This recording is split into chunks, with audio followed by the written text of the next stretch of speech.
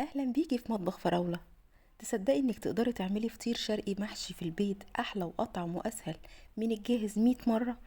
النهارده هنحضره مع بعض بوصفة هتخلي كل اللي يدوق منه يقول مستحيل ده معمول في البيت. فطير شرقي محشي مقرمش ذهبي وريحته تجنن، وحشوات جميلة تفتح النفس وتخطف القلب. خليكي معايا خطوة خطوة وهقولك على اسراره كلها اللي هتطلعه مورق وتعتمديه فورا في كل عزوماتك. يلا نبدأ رحلة لألذ فطير. بس اذا كنت اول مرة تشوفيني اشتركي في القناة وفعلي الجرس. معانا هنا كيلو من الدقيق، وكيلو الدقيق ده متعدد الاستخدامات عادي جدا. هحتاج له 3 كوبايات ونص من المية وبس كده. هحاول بقى اخلط الدقيق بالمية، وهبدأ بقى اعجن كويس جدا جدا. احلى فطير تاخديه لما يتعجن العجينة بتاعته كويس جدا. خدم عليها كويس في العجين وهتطلع معاكي احلى عجينة في ايديكي. هنا انا خلصت عجن وسلكت ايدي بشوية زيت، وطلعت العجينة جميلة قوي معايا، طرية قوي قوي زي ما انتوا شايفين كده قدامكم. وهبدأ بقى ان انا اقطعها قطع كور علشان اخليها ترتاح. هنزل كل قطعة في سمن علشان وشها ما ينشفش، وهبدأ اقطع فيها كور وهسيبها ترتاح مش اقل من ساعة.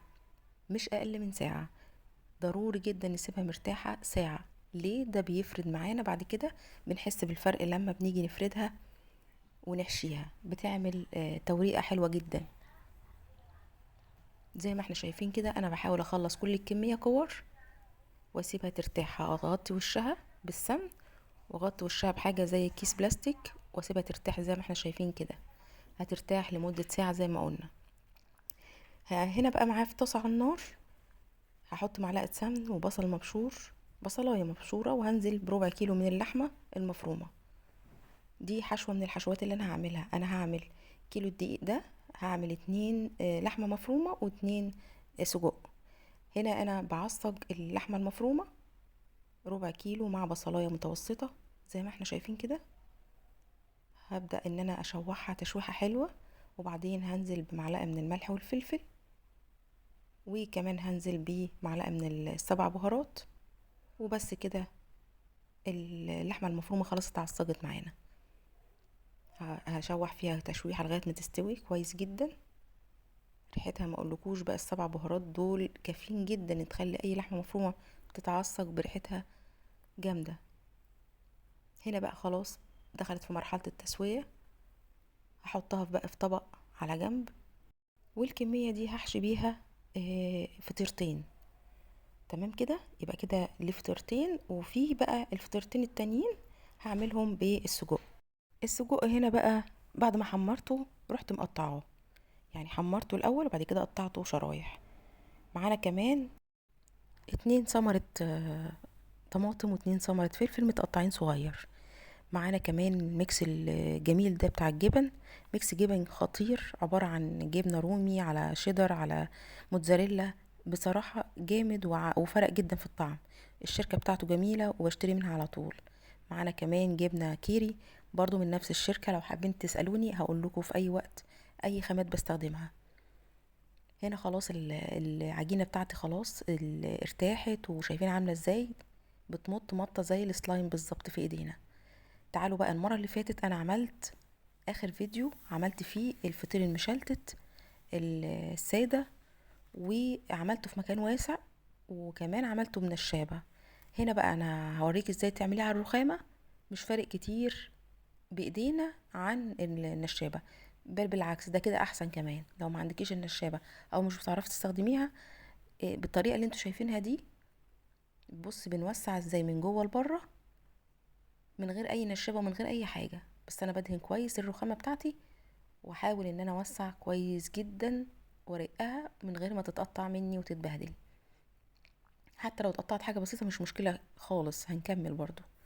اهم حاجة نرقها، ولو العجينة مرتاحة كويس هتفرد وتمط معاكي حلو جدا. شايفين هي وصلت لايه؟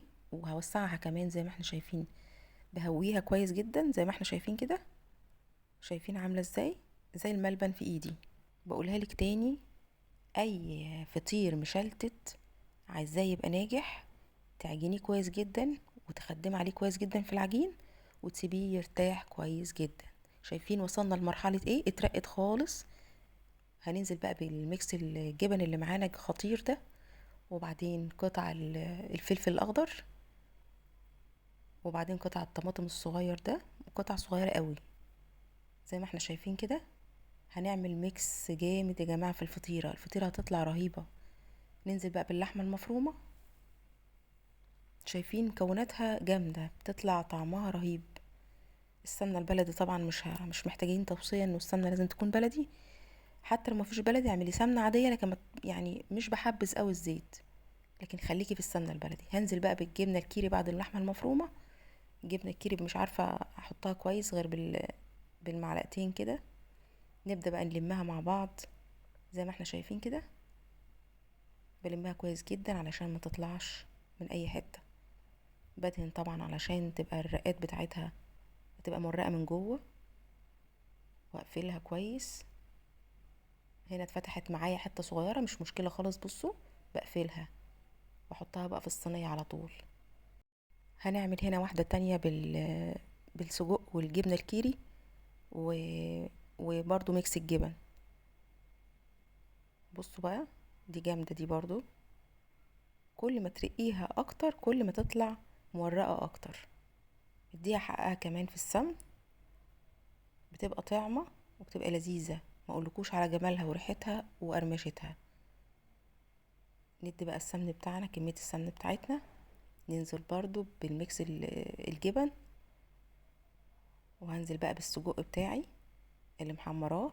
على فكرة انا مش بقطعه وبعدين احمره، انا بحمره وبعدين اقطعه. ونزلت بقى بالجبنة الكيري، ومش اكتر من كده علشان ولادي مش بيحبوا للأسف الخضار. مش هحط طماطم وفلفل. دي بقى يعني انا عملت 2 سجق و2 لحمة مفرومة بالكيلو. يعني كيلو طلع معايا 4 فطاير حلوين كبار وحجمهم حلو جدا. الواحدة تكفي شخص، يعني تكفي وتفيد كمان. هنا بقى دخلت الفرن، وكنت مسخنة الفرن على درجة حرارة 220 قبل كده، يعني يدخل الفرن وهو سخن اصلا. ما بيكملش حاجة، ربع ساعة تلت ساعة بالكتير وبيطلع. شايفين منظرها عاملة ازاي؟ ما اقولكوش على جمالها وريحتها. سامعين صوتها عامل ازاي؟ سامعين صوت القرمشة؟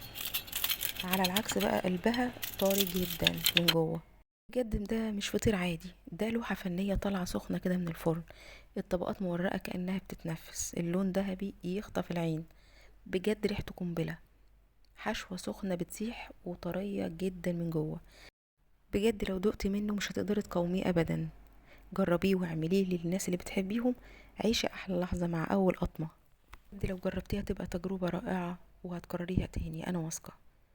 شايفين الطبقات عاملة ازاي؟ شايفين الدنيا جوه جوسي قوي في نفسها؟ شايفين الجبنة سايحة ازاي؟ رهيبة. مش عارفة اوصف، يعني اوصف ريحتها ولا اوصف طعمها. من اول قطمة هتدمني الموضوع. جربيها لولادك، جربيها في عزومات.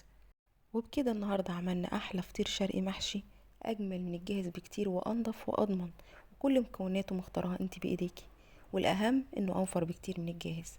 جربيه وهتلاقي الكل بيطلبه منك.